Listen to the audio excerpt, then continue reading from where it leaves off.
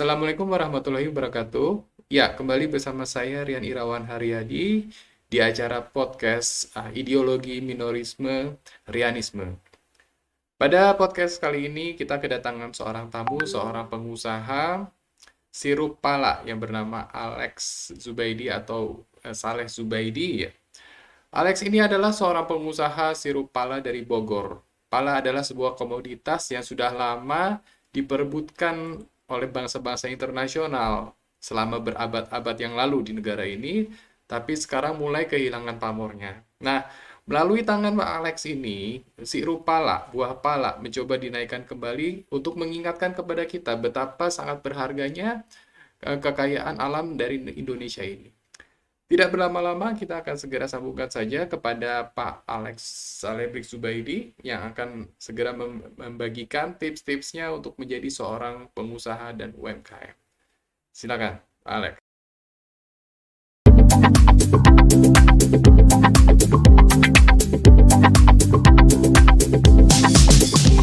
Mau tidur sirup pala, seneng-seneng sirup nanas, jaga kesehatan sirup lemon. Cielo, cielo, cielo, ah ah, cielo, cielo, cielo, ah ah.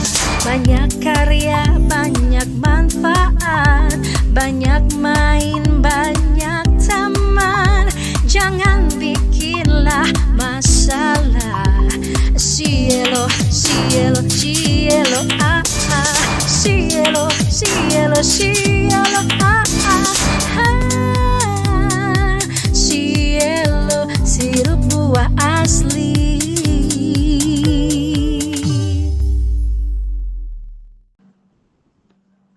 Assalamualaikum warahmatullahi. Sebelum kita mulai, aku mau menjelaskan mengenai apa itu UMKM. UMKM adalah usaha kecil menengah, di mana pengusahanya ini adalah pengusaha yang omset atau keuntungannya atau aset pribadinya itu kurang dari 2 miliar atau 3 miliar. Okay. Ada beberapa lagi juga level yang dibahas mengenai UMKM ini kalau di bawah 5 miliar. Okay. Baru masih bisa disebut UMKM. Tapi ketika dia sudah melewati darinya batas 5 miliar secara aset atau omset, maka sudah tidak bisa lagi disebut sebagai UMKM, tapi sebagai perusahaan PT CV yang sudah dianggap sudah mempunyai kelas tersendiri. Nah, kita memulai kenapa disebut bagaimana kita memulai UKM. Kita memulai UKM itu, aku nggak ngebahas mengenai produk aku ya. Kalau mau ngebahas mengenai produk aku, silahkan bisa dibuka di Google, ketik aja sirup pala. 80% darinya produk yang ditunjukkan darinya keyword itu adalah produk yang aku lakukan, dan aku sudah melakukannya sebagai pelopornya. Okay. Pelopornya ya, dan juga dari pelopornya ini aku sudah mengajarkan secara luas ke masyarakat bagaimana cara membuatnya dan menjadi pelopor sirup pala nasional. Mengajar untuk jadi bikin produk secara nasional. Selanjutnya yang dibahas adalah UKM sekarang. Pertanyaan sebelum kita memulai sebuah usaha itu dibagi dari berbagai macam level. Levelnya itu ada levelnya dalam bentuk jasa. Kedua adalah kita naik kelas lagi ke retail. Okay. Naik kelas lagi dari retail itu ke reseller, distributor, baru kita ngebahas mengenai produsen. Nah, sebelum kita bahas lebih lanjut ke hal yang lebih luas, aku akan memberikan satu pertanyaan menarik sebenarnya. What is the best business? Bisnis apa yang terbaik? The best Itu pertanyaan menarik. Yang menguntungkan, bisnis yang menguntungkan. Yeah. Yang membawa profit. Ya dong. Wow. Kalau nggak membawa profit, buat apa bisnis? Oke. Ada yang dibilang bawa profit, ada yang sesuai dengan hobi, jawabannya ada yang sesuai dengan lain. Tapi ada yang mereka lupakan satu hal. Bahwa bisnis itu yang paling bagus itu bisa kita lihat dari bisnis-bisnis terbesar di muka bumi. Mereka punya satu persamaan. Ya, Apa persamaan dari 5 brand yang aku sebut ini contoh ya, karena semua brand yang lain sama sebenarnya. oke. Sebutin persamaan antara McD, ya. Ini kan udah brand internasional ya. Ya, McD, apa persamaannya McD, Microsoft, Tesla, terus udah gitu persamaannya lagi dengannya Coca-Cola, persamaannya lagi dengan misalkan contohnya perusahaan iPhone. Apa persamaannya? ya perusahaan gede, sama-sama perusahaan gede. Omsetnya di atas. Iya, apa persamaannya? Misalkan mereka memulai dari nol. Mereka mereka memiliki sistem manajemen yang bagus. Bukan. Mereka itu produksi. Mereka itu produsen. Mereka itu nggak punya toko pun bisa. Jadi mereka itu bukan retail di mana jualan buka toko, tapi Oke. mereka fokus ke produksi. Jadi persamaan dari semua bisnis ini adalah cuma satu, mereka produsen. Apakah apakah dan mereka bisa mulai dari nol? Mereka memproduksi. Aku produksi CD yang orang lain nggak bisa buat dan semua orang butuh. Microsoft contohnya, aku sebar ke seluruh dunia. Ya Oke, nggak? oke. Yang kedua, Coca-Cola. Aku punya resep yang orang lain nggak bisa, minumannya paling enak. Aku bisa sebar ke seluruh dunia. Aku nggak perlu punya toko, tapi semua toko punya barang gua. Oke. Hal itu berlaku kepada produk-produk yang lain. Mau itu Microsoft, mau itu iPhone. Gue punya program yang nggak bakal gua kasih ke yang lain. Android ada, oke, nggak masalah. Tapi gue punya program yang orang lain nggak bakal gua kasih. Handphonenya bisa sama, Oke, oke. tapi programnya cuma gua doang. Oke. Mereka itu menguasai pasar dengan cara membuat sebuah kunci. Kuncinya apa? Oke. Yaitu ada beberapa hal yang nggak mereka berikan.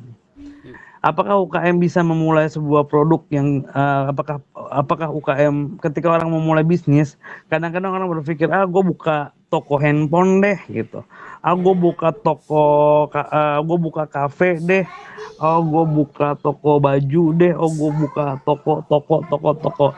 Mereka nggak sadar setiap kata-kata toko itu semuanya adalah retail, di mana kamu berhadapan dengan pelanggan langsung. Oke. Nah, ada lagi sebelum kita ngebahas kenapa pentingnya yang namanya apa bisa memperluas bisnis secara maksimal dan cepat adalah dengan produksi, bukan dengan buka toko. Misalkan contoh yang paling sederhananya adalah radius market. Oke. Ini bahasan yang jarang dibahas sama orang. Ketika ada pertanyaan sederhana, berapa radius market dari toko pulsa? Ya sekitar 20 500 meter. 500 meter. 20, 50, nggak bakal lebih. Orang mau beli pulsa tuh cuma 20 meter, lebih daripada itu nggak mau. 20 Ya nggak? itu ya ada toko 20 pulsa meter, lain. iya ada yang namanya toko yang lain, ada yang segala macam. Itu radius market. Kalau orang buka restoran dalam sebuah kota, berapa radius marketnya? 100 meter. Maksimum. Enggak 200. dong, satu kota. Kalau warteg atau masakan Padang itu jatuhnya cuma kehitung sama kita paling 2 kilo, 3 kilo. Ya, betul. Nah, itu radius market. Jadi setiap kali orang buka usaha ada lagi radius market. Ketika buka lagi selalu nanya ada saingan nggak? Ada saingan nggak? Ada saingan nggak? Kenapa? Yes. Mereka menghitung yang namanya radius market yang bisa mereka raih. Yes. Nah, ketika seseorang membuat sebuah produk, misalkan kancing atau baju, membuat ya, aku nggak bilang jualan ya. Ketika dia membuat produk, berapa besar market dia? Ya nggak terbatas, dia bisa jual ke siapa. Unlimited. Ketika dia bisa bikin korek, dia bisa ngejual ini ke seluruh dunia kalau dia mau. Ya. Selama dia punya keunikan yang nggak bisa dicontek sama yang lain. Yes. Itu radius market. Makanya perusahaan-perusahaan terbesar itu dia punya kunci yang nggak bisa dicontek, dia patenin sesuatu, dia jual produk itu orang lain nggak bisa niru dan akhirnya ada di seluruh dunia. Yes. Radius market ini yang bisa mereka lakukan dengan cara nggak ada yang bisa nyontek. Tapi ada beberapa regulasi yang mereka kuasai sehingga UKM kecil yang dimulai dari bawah ini susah untuk naik. Apalagi yang punya potensi-potensi bagus. Mereka tahan orang-orang ini atau mereka beli perusahaan itu sebelum besar. Terus dihancurin. Itulah enggak dibeli. Dibeli buat dihancurin kan? Enggak, ada dua macam, dibeli untuk diambil, untuk jadi bagian dari gua, atau gua Dibeli, nggak perlu ini orang dibeli untuk bukan dihancurin, dibunuh, divakumkan aja. vakumkan. Coba vakum aja, diem aja udah. Gua udah beli, orang nggak ada lagi ngurusin lagi yang kayak gini. Kayak gitu. Ketika waktu lagi Facebook beli yang namanya Tesla, Instagram, Ya. dia tahu ini bakal gede nih. Gue bilang kalau gue biarin bakal bisa bakal bisa ngalahin Facebook, mending gue beli deh sekarang gitu. Dia udah tahu ini bakalan besar gitu, dan kejadian sekarang anak-anak muda nggak bisa baca-baca panjang karena udah short term memory dia udah rusak. Nah, itu kita akan bahas itu minggu depan ya. Nah, itu tuh harus kita bahas Bisa. short term memory itu. Oke, lanjut tuh. Mengenai TikTok. Akhirnya itulah yang terjadi. Mereka itu punya produsen. Nah, sebuah negara yang baik adalah negara yang mempunyai banyak produsen di negaranya, bukan menjadi konsumer dan penjual.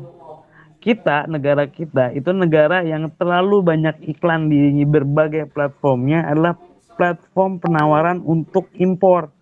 Perhatiin deh, penawaran impor tuh nggak berhenti mati-matian dengan segala cara mudah. Dia bisanya ngasih dari Alibaba apa segala macam, tetapi produsen-produsen di negara kita tidak didukung.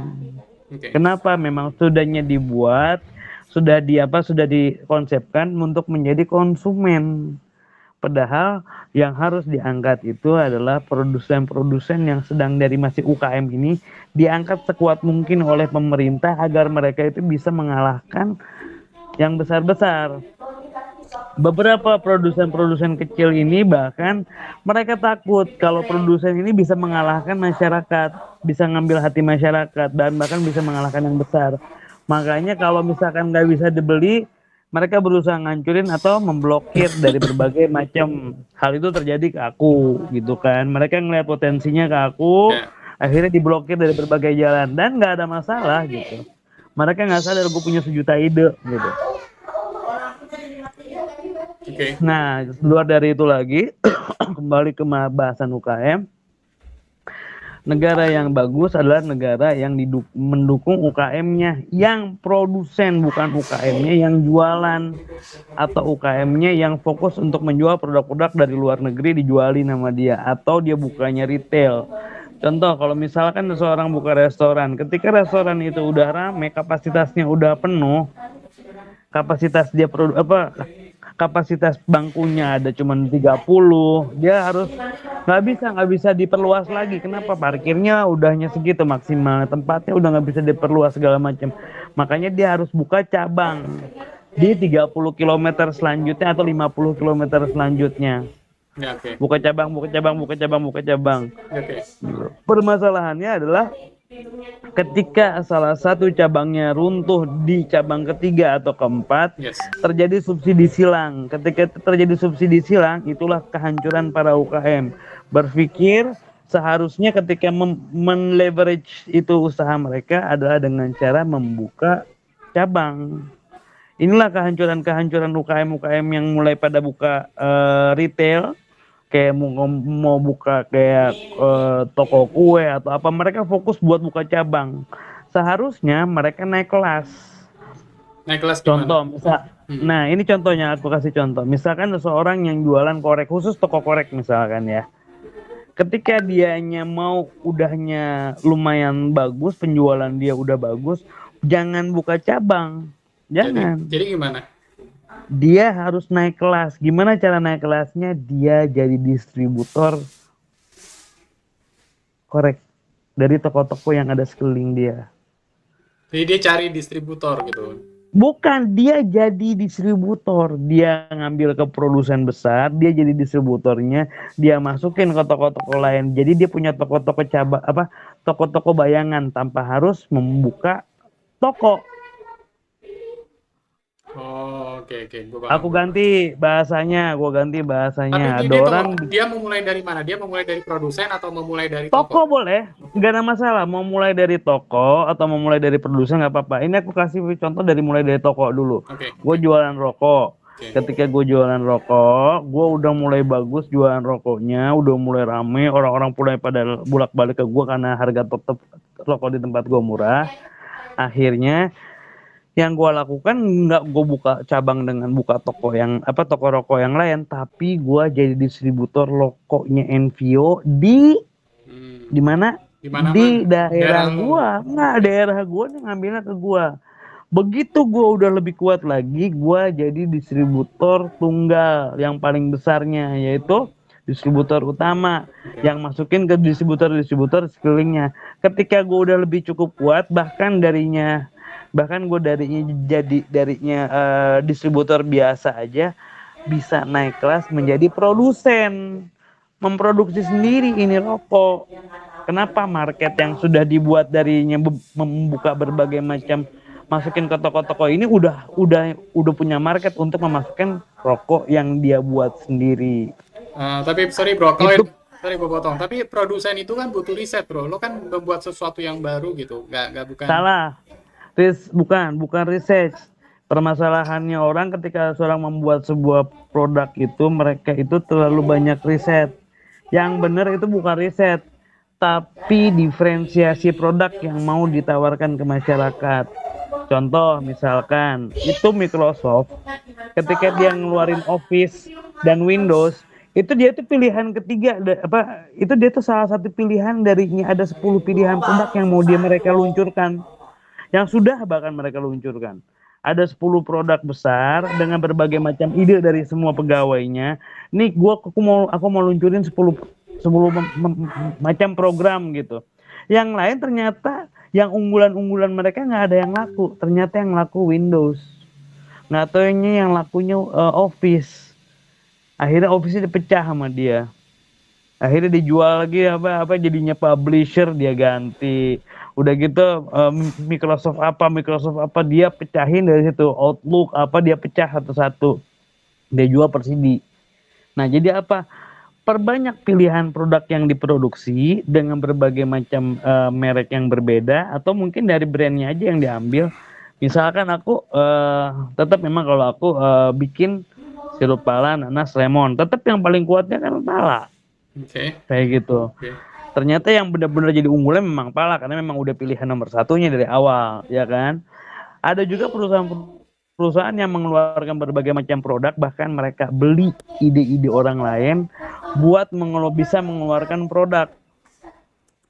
Contoh misalkan ya Tesla, tahu nggak sih Elon Musk itu dia itu beli berbagai macam paten. Iya, Iya. Tesla dibeli. Tesla Semua itu orang beli. tahu. Itu bukan Iya, asli dari dibeli. dia. Bukan buatan dia. Iya. Ketika dia sudah berhasil dia bikin awalnya kan dia kan bukan darinya Tesla kan, awalnya dia itu Elon Musk itu darinya dia tuh PayPal kalau PayPal. nggak salah Iya, ya. dia bikin PayPal, betul. Ketika dia bikin PayPal, dia bisa dapetin crowdfunding gila-gilaan di mana semua orang uangnya dijadiin digital doang. Ada uang mati nih dalam jumlah yang luar biasa besar. Dia nggak diem, dia beli sekitar 100 ide, mungkin lebih. Tapi yang kepake cuman yang laku akhirnya cuman Tesla doang. Akhirnya nggak cuma ada Tesla, ada beberapa yang kayak semacam kayak Boring Company yang dia punya juga ada kan. Betul. Ya kan, ada Boring Company. Nggak taunya yang lakunya itu ya yang tolol-tolol. Boring Company bikin senjata api, coba buatnya flame tower, buatnya umum kan lucu, walaupun memang nggak deadly akhirnya kan. Flame tower yang cuman hitungannya cuman 1,5 meter, yang nggak siapa yang bisa ngebunuh orang dalam jarak 1,5 meter. Orang bisa lari semua. Itu kan lebih ke arah kita nyebutnya kayaknya bukan flame tower, sebenarnya itu korek api yang besar. Iya, betul. Kayak gitu. Cuman karena dibuatnya bentuknya kayak senjata, orang-orang pada suka, banyak yang belanja. Apalagi dia menaikkan kelas nama dia dengan dia akhirnya beli SpaceX. Ingetin, dia membuat berbagai macam produk pilihan yang akhirnya dia mau lihat marketnya kuatnya kemana gitu. Kayak Oke, gitu. oke. Ketika ke marketnya bagusnya ke situ, dia fokuskan ke sana. Begitu pula misalkan seseorang punya baju misalkan ya, bikin bikin produk baju atau bikin produk korek atau apapun ya. Aku bikin percontohan yang lebih mudah. Ketika seseorang buka toko outlet baju, jangan fokus nanti akhirnya dia malahnya buka cabang, buka cabang, buka cabang, buka cabang. Enggak, setiap cabang itu mengeluarkan modal yang sama dengannya awal usaha yang pertama. Hmm. Apa tempat sewa, tempat yang baru, apa renov bangunan, wah apa pegawai lagi, training, capek segala macam. Harusnya adalah dia mulai membuat produk sendiri, yaitu baju sendiri dengan brand dia sendiri, dan jangan satu brand, bikin 5 brand sekaligus. Oke, Bikin 5 brand dengan berbagai macam keunikannya masing-masing gitu. Oh, oke. yang ini bahannya satin. Oh, yang ini sutra mahal-mahal deh sekalian. Yang ini bahannya apa? Yang ini kelebihannya apa? Ini kelebihannya apa? Ini kelebihan apa? Jangan semua kelebihan dimasukin ke dalam satu produk. Pernah ada cerita untuknya sebagai apa pembuka mata nih ya. Ada seseorang yang membeli semua mobil-mobil tercanggih di dunia. Buat? Rencana kan lo, dia rencananya dia mau bikin super car. Gimana caranya? Dia mau nyepretelin semua benda yang terbaik ini dari setiap mobil ini. Dengar. Dia mau pretelin semua mobil, kayak misalkan suspensi paling bagus di sini, pretelin, kita masukin ke mobil apa super kita. Terus apa? Lampu paling bagus dari mana? Mesin paling bagus dari mana? Dia pretelin semua untuk menjadi super mega car gitu. Yang mobil yang paling canggih yang pernah ada. Dari kenyamanan paling tinggi. Wah, sofanya yang paling bagus kita pretelin. Kita masukin ke mobil supercar ini. Tahu nggak apa yang terjadi ketika mobil itu berhasil muncul? Apa coba? Gabungan Mobil itu nggak berguna. mobil itu nggak berfungsi dengan baik karena semuanya mempunyai kelebihan masing-masing yang ingin ditonjolkan dan akhirnya malah nggak menonjol. Gila kan? Hmm. Ah, Jadi makanya seharusnya kelebihan kita manusia. harus orisinil ya produknya ya berarti ya. Bukan, Apa itu? bukan. Setiap orang itu hanya bisa fokus pada satu kelebihan. Oh gitu. Ya, benar gue setuju. Iya, gue suka mobil ini kenapa? Gila lo, Mercedes Benz kenapa? Nyaman, sopir dibuat nyaman. Gue pengen bawa sendiri. Orang yang bawa Bentley nggak bakalan dia fokus buatnya di belakang buat bawa Bentley-nya, enggak, dia lebih suka di belakang, duduk di belakang bro. Ya, betul. Bentley ataunya apa Maybach gitu, orang duduknya di belakang bosnya. Iya, betul. Jadi ya seperti itu. Jadi secara nggak langsung keluarin beberapa unggulan dalam produk yang akan diciptakan. Udah gitu baru produksi dan jual untuk menjadi membuka reseller, bukan fokus buat jualan langsung ke perorangan.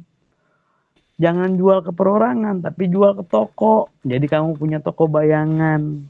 Atau kalau bisa jual ke distributor, agar distributor ini membuka jalur-jalur toko-toko yang lain dalam jumlah yang banyak. Itu dasar darinya UMKM, bagaimana cara mengembangkannya. Wah, keren. Ini ilmunya sangat keren nih, Pak Alex nih. Aduh. Gak Sayang nyangka banget ya. kita cuma ada Gue waktu gak pernah sejam. bahas ini sebelumnya, malu kebanyakan yang Kampret. gue harus bahas bro. Iya sih. Eh, Kayak gitu. Jadi sebenarnya jangan fokus kepada bikin retail, tapi bikinlah sebuah produk dengan unlimited radius market. Ya, ya. Dengan market yang tidak terbatas radiusnya gitu.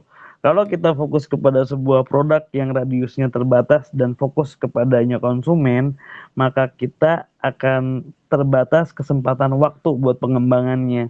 Tapi kalau kita fokus bagaimana caranya memasukkan produk-produk kita ke orang-orang yang akan menjual, Hmm. maka penjualnya jadi cepat banyak, nggak satu doang gitu. Contoh misalkan kalau aku sudah dananya sudah kuat, kok bakal hajar aja, masukin aja ke Alfamart produk gua, beres, gua udah nggak perlu ngapa-ngapain lagi. Se-Indonesia gua babat, udah menang. Tapi mereka itu punya regulasi-regulasi yang begitu ketat. Mereka ketat-ketatnya itu juga mereka sudah bikin kontrak dengan perusahaan-perusahaan besar agar yang namanya produk minuman dari yang usaha pengusaha kecil ini supaya nggak bisa masuk ke modern market. Mereka nggak mau marketnya bisa ada share market lagi.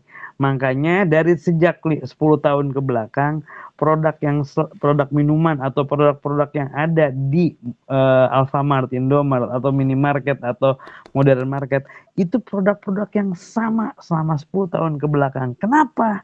Kok nggak ada yang keluar yang baru? Kok nggak ada yang segala macam? Karena udah Artinya udah diblokir. ada monopoli market yang sudah kerjasama besar-besaran dengan perusahaan-perusahaan. Mereka nggak mau. Nah, apakah solusinya? Ada solusinya.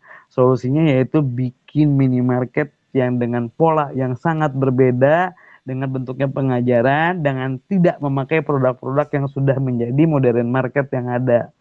Dan ini belum ada idenya di masyarakat, tapi belum lah. Aku belum bahas lebih lanjut Oke, ke oke. situ. Tapi ya, seenggaknya dasar-dasar bagaimana cara mengembangkan sebuah usaha ini udah ada Oke, oke. Bro, ini gue mau nanya nih. gitu. Sorry gue potong. Gue kan Nah, lagi usaha nih, lagi punya usaha juga, tapi ini kan gue di bidang AI, IT ya. nah, Gue kan bukan produk fisik gitu kan, tapi kan produk ya, program. Ya, hmm, program ini kan gue AI ini kan gue memberikan pelayanan jasa. Jadi hmm, sistemnya itu premium kayak subscriber gitu, orang subscribe ke kita, terus kemudian mereka hmm, menikmati pelayanan kita gitu. Pelayanannya oke. itu kayak AI gitu, cuman ini seperti asisten, kita punya asisten dari AI gitu. Nah, menurut lo gimana untuk Hmm. penyebarannya? Karena ini kan bukan produk retail ya, ini kan bener-bener produk Ini problemnya. Program lu mau nggak mau harus digratiskan, bro. what? Ya kan? Iya, Ya, freemium, sistemnya freemium kita, cuman ada free-nya, tapi ada yang premiumnya juga gitu. Maksud gua. iya. Kalau lu mau menang, gratisin total. Terus profitnya dari mana kalau gitu, gua? Jangan lihat dari profitnya. Nanti lu bisa ngeluarin iklan kecil aja di Hah? atas. Ngeluarin iklan kecil di atasnya nih, di atas ini nih, misalkan. Nah, Ada tulisan apa gitu, satu nama perusahaan aja, apa usaha perusahaan apa gitu, dan itu bisa per menit.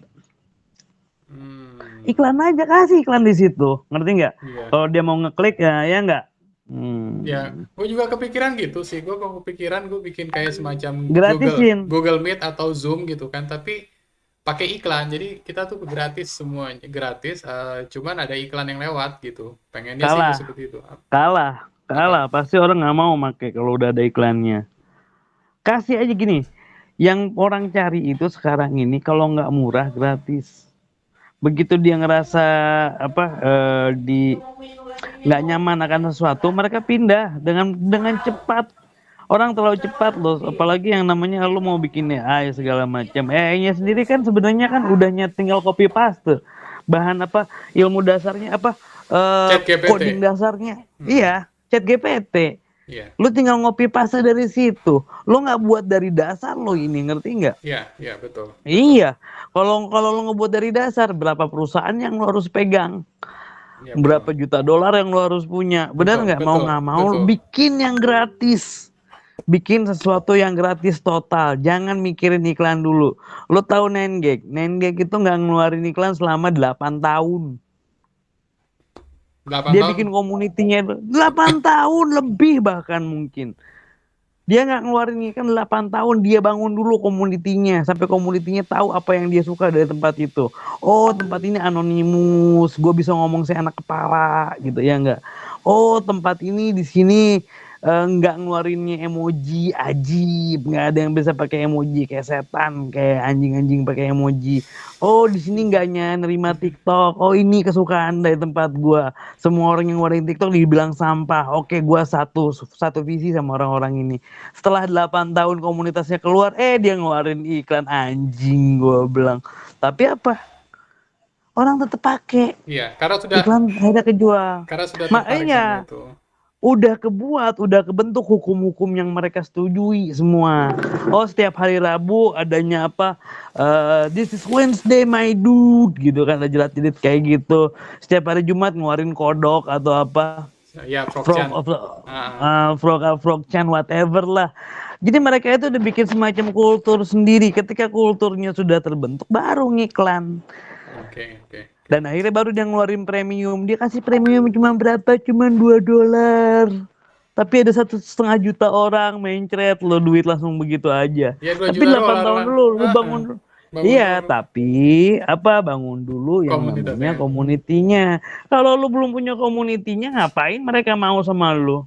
Yes, that's right. That's right, bro. Ah, Oke, gitu. Ya, ah. berarti emang harus ada yang bersedia bakar duit ya di belakang gua ya. Jangan bakar duit, salah lagi. Apalagi dong kalau gitu. Kalau yang lu ini, kan ingetin, lebih baik lu bikin sebuah platformnya yang gratis dari ujung ke ujung, nggak ada iklan sama sekali, sampai orang tuh lari dengannya word of mouth, ngomongin karena emang omongan mulut dari mulut ke mulut.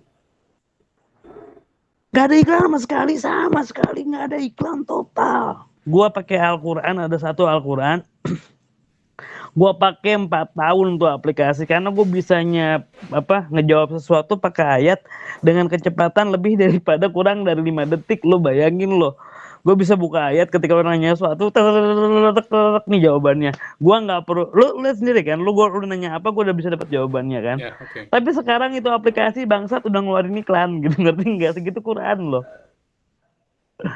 Ngerti nggak? Dia akhirnya ngeluarin iklan juga gitu, dan gue nggak suka sebenarnya, anjing ini teh Quran gitu, harusnya gratis total. Akhirnya gue pindah-pindah, tapi apakah gue bisa secepat yang dulu yang gue pakai? Enggak, tetap kadang-kadang perlu, misalkan gue ada yang hal-hal penting walaupun ada iklannya, mending gue dengerin iklan dibandingin gue nggak dapat kecepatan yang gue perlukan. Jadi yang penting itu traksinya dulu dong ya, traksi banyak orang dulu yang masuk gitu kan ya. Iya, bikin komunitas lu aja gitu. Oke. Kayak gitu. Kalau mau ya lu bisa bikin chat GPT dalam bentuk suara, tapi dalam bentuk Zoom meeting barengan. Nah, Jadi itu chat. ide bagus. Gue bikin Nah, itu. iya, dengerin, ide bagus ya. Jadi chat GPT-nya itu lebih ke arah bakal digengbeng sama banyak orang. Goblok. Dengerin dulu, ilmunya belum Oke. ada. Oke, lanjut bro. Itu gampang. Space to Ide text itu mahal gampang. nih. Iya, ide mahal. Oke. Ide mahal nih. Lanjut. Gue tahu lu bisa buat ini, ngerti Iya, nggak? lanjut. Gue cuman nggak sempet aja. Lanjut. Jadi sebenarnya gini, kalau chat GPT itu biasanya dilakukan oleh satu orang dengan satu orang yang lain. Betul. Apakah chat GPT dengan AI dengan manusia, ya enggak? Ya. Apakah chat GPT pernah disatukan dengan Zoom, disatukan dengan disatukan dengan room meeting? Belum. Jadi dia itu dapatnya kesempatan bicara ketika lu klik doang. Bagaimana menurut kamu gitu? Ketika room meeting, gue ada bahasan A, gue ribut malu segala macam. Bangsat gini, gue perlu begini. Oke, menurut lu gimana segala macam? Oke, coba lihat nih si Bahlul bisa jawab nggak? AI yang jawab gitu. Jawaban Bahlul nggak usah dengerin.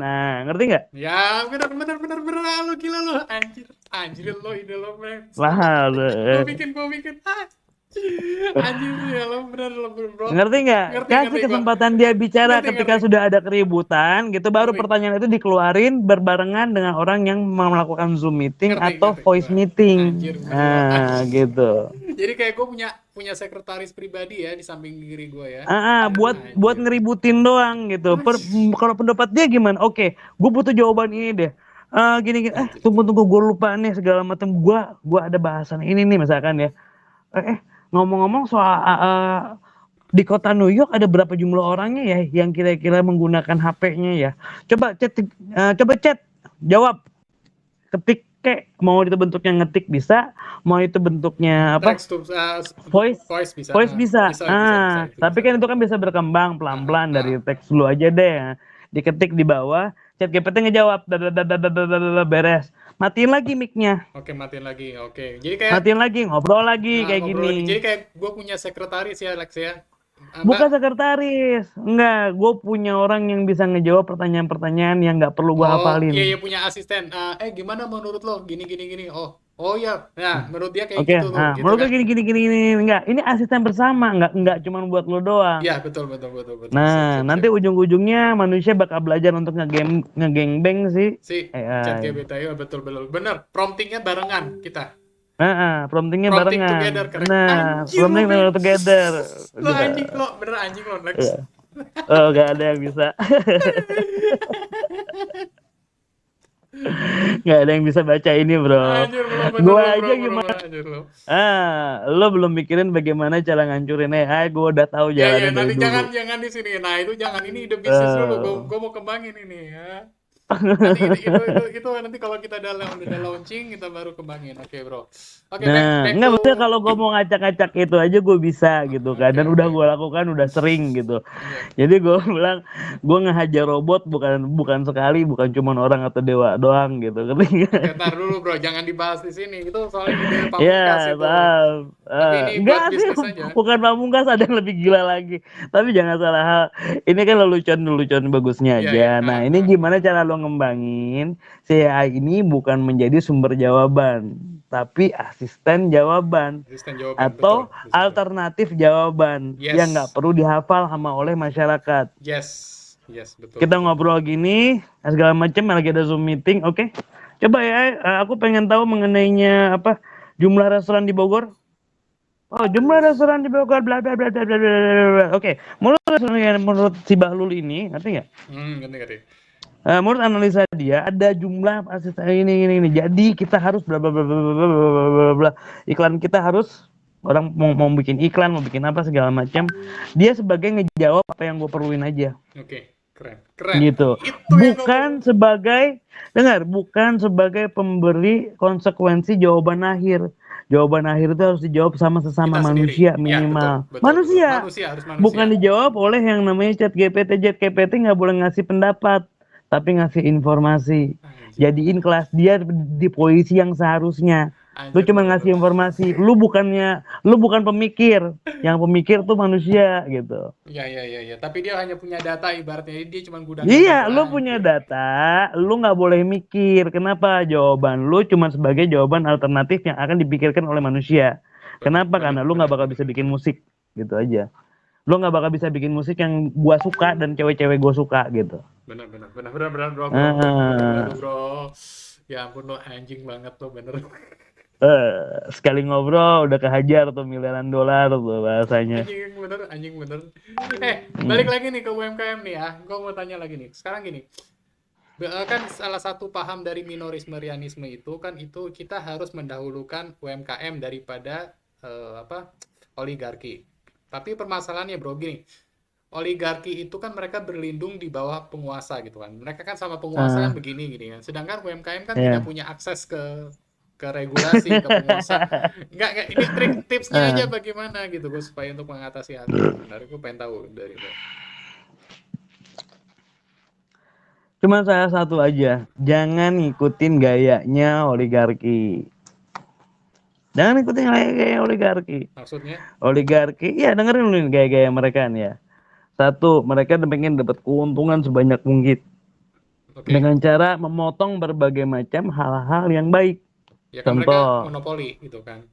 enggak usah ngomong monopolinya dulu, dari produknya dulu deh. Monopoli mah nomor nomor 4 atau nomor 5-nya. Oke. Yang pertama adalah mereka tidak mengeluarkan barang yang lebih baik.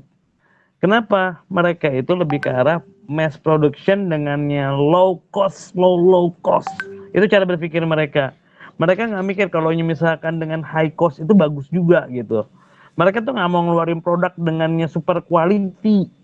Ngerti nggak? Oke. Nggak mau. Misalkan nih contoh gua kasih gambaran adalah kayak Coca-Cola dengan produk gua. Coca-Cola dia nggak mau ngeluarinnya pakainya gula 100% gula asli, nggak mau. Dia nggak mau pakai buah asli, nggak mau. Kenapa? High cost. Iya, kan mereka kan pengen, itu kan kapitalisme, bro. Emang kan begitu. Itu kapitalisme. Dengar lu. Ya. Nah, itulah kekalahan mereka. Mereka itu berpikir bahwanya barang berkualitas itu nggak perlu, tapi yang penting bisa mass production dengan low cost luar biasa. Gua nggak mikir itu, gue mikir sebaliknya. Gue bikin kualitas terbaik yang ada dengan buah yang nyata gitu, dengan manfaat yang nyata. Gue bilang, dan lu bisa ngerasain manfaatnya saatnya, cepat atau lambat lu bakal sadar kalau yang gue kasih itu beneran bagus. Kalau mereka nggak mikirin, yang penting gue untung dulu. Lo mau sakit, lo mau hancur, lo mau kena penyakit apa, mereka nggak peduli. Mau kena kanker atau apa, nggak.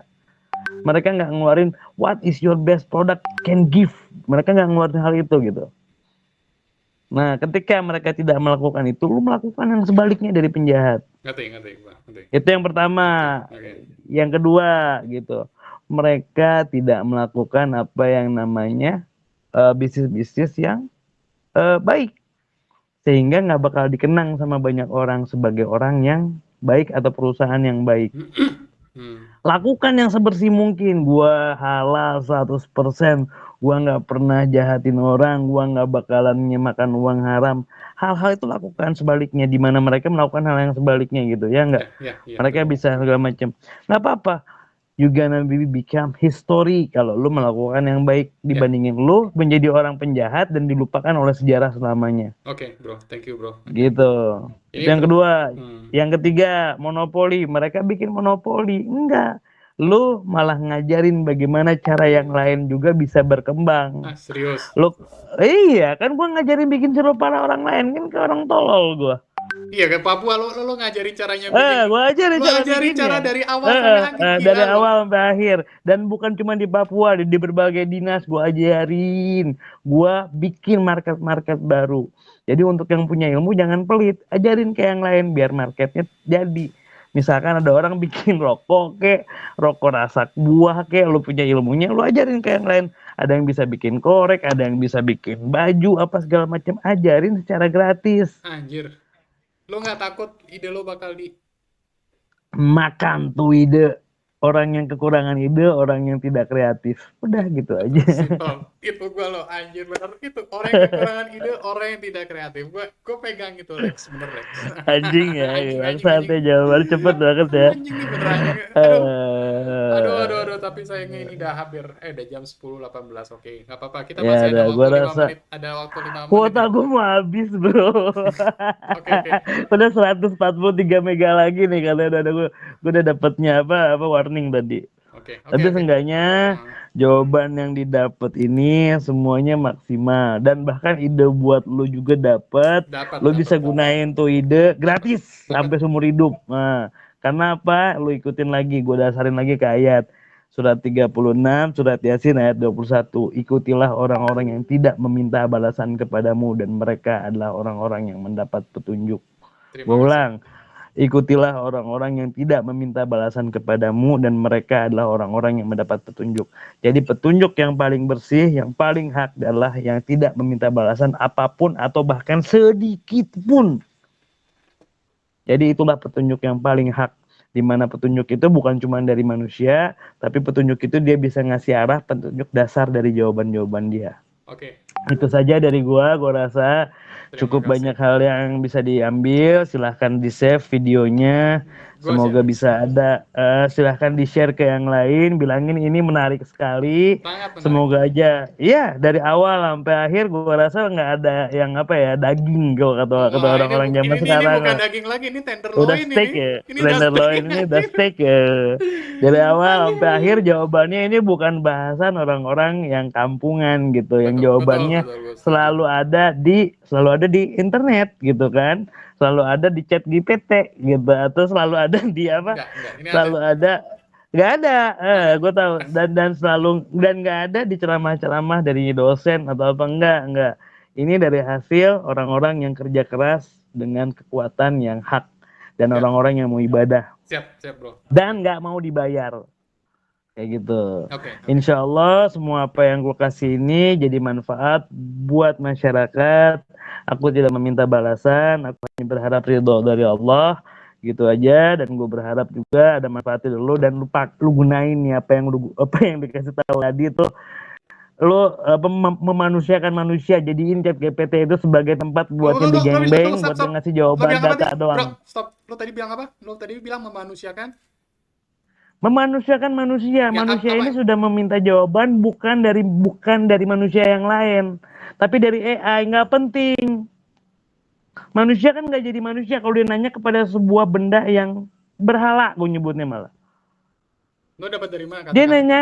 Stop. Lo dapat dari mana kata-kata itu? Memanusiakan manusia. Baca Quran. Anjing. Baca Quran. Udahlah, baca Quran panjang nanti bahasa. Kalau mau ngebahas Quran nanti nggak bakal beres nih.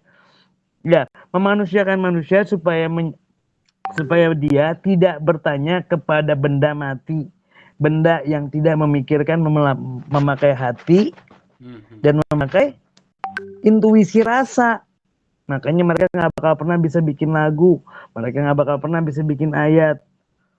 Nah, akhirnya yang seharusnya dimanusiakan manusia yaitu ketika ada berbagai macam orang berbicara, dan chat GPT atau apapun itu, atau AI manapun itu, mau di zaman kapanpun, dijadikan hanya untuk sebagai penjawab data yang diperlukan untuk perdebatan manusia yang sesungguhnya. Gue rasa udah dapet jawaban yang paling hak itu, udah keren tuh, gue rasa. Di zaman manapun bisa diaplikasikan jawaban ini. Bukan cuma zaman sekarang, di zaman mendatang pun harusnya bisa diaplikasikan. Dan gue lahirkan dari hari ini. Insya Allah manfaat. Insya Allah bisa jadi hal yang baik, bukan cuma buat kita, tapi buat anak-anak lu dan anak-anak kita semua. Dan bisa dimanfaatkan secara ilmu ini dalam bentuk video, yang lain yang lihat, atau orang-orang yang mau mendengar untuk jawaban yang paling hak dan tanpa ada dorongan atau intuisi dari orang-orang jahat sekeliling gue. Alhamdulillah bersih semua, insya Allah manfaat. Ya, saya rasa cukup. Oke, terima kasih ya Bro Alex ya. Ya, Terima kasih. sama-sama. Kita jumpa lagi minggu depan Barakallah, ya. barakallah. Sampai ketemu, insya Allah manfaat. Ya udah, ya. Insyaallah. Assalamualaikum warahmatullahi wabarakatuh. Waalaikumsalam warahmatullahi wabarakatuh. Thank you ya Bro. Nanti ada rekamannya Kak Mas Rangga. Habis ini saya upload ke video YouTube ya. Ini udah selesai nih acaranya. Oke Mas Rangga. Yo, mari. Assalamualaikum warahmatullahi wabarakatuh semuanya.